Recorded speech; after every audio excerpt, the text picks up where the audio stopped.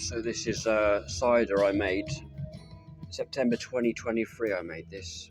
It was 100% pure apples from an apple orchard I got access to, and yeah, it's just been sat outside in a barrel, not an oak barrel, plastic one. Yeah, I know. This year I think it'll be an oak barrel, maybe a whiskey barrel or something for a bit of flavouring. But first time I made it, so got all the apples, scratted them, got a stainless steel pipe tube about 12 mm, welded on some little blades, and chopped up all the apples in a bucket, and then built a press, bottle jack basically, with a frame. Got a video on here somewhere of it. Squished it all down, put it in the barrel through the strainer, all stainless steel food grade equipment. Obviously tried to be as professional as possible for somebody who's just making it for themselves. But yeah, it's cloudy, and it's actually not bad. It's quite dry. It's 100% apples, no water added, and we're going to make another batch this year, September 2025. That's the plan. But I know I could add some sugar to it or something, but I don't want to eat sugar. It's bad. I'd rather put honey in it. But yeah, there was no alcohol left. When there's no booze in the fridge, I just basically go outside and pour myself some. Yeah, but I don't know how alcoholic it is.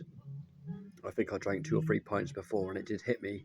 So it's got to be at least 2.8% at least. But it's definitely alcoholic to some extent. I just don't know how strong it is. It's definitely not like 8% or anything like that. Nah. I mean, if I drink a 6% scrumpy, it's like, it's easy for me to drink. I can have 4 or 5 pints of that, and doesn't really hit me. But I think if I had 5 or 6 of these, it definitely does something to me. It gives me a bit of a hangover. But I've had some pretty strong scrumpies, and they do really hurt in the morning. But this one, yeah, I haven't drank this now for about 3-4 weeks, so it's probably got a little bit. When I open the container, because it's an airtight container, it releases the air like, so that's good. That means that there's no oxygen. Well, it's keeping a nice pressure in there, because obviously if there's no pressure in it, that's when it can go skanky. I've also shaken the barrel as well, and there's no shit on top. If I decant this into smaller containers and put it indoors, you see stuff forms, but this one is good. And before, it used to be little bits in the bottom. All of that's completely gone. I mean, ignore the pint glass. That's from Trevor's farmhouse cider near Truro, and yeah, his stuff, it definitely does give you wobbly legs. So yeah, fair play to Trev. He does a good job. I've seen his setup, and I think he's won awards as well. But yeah, that fucking hangover I got from that Trevor stuff, it was hurting me.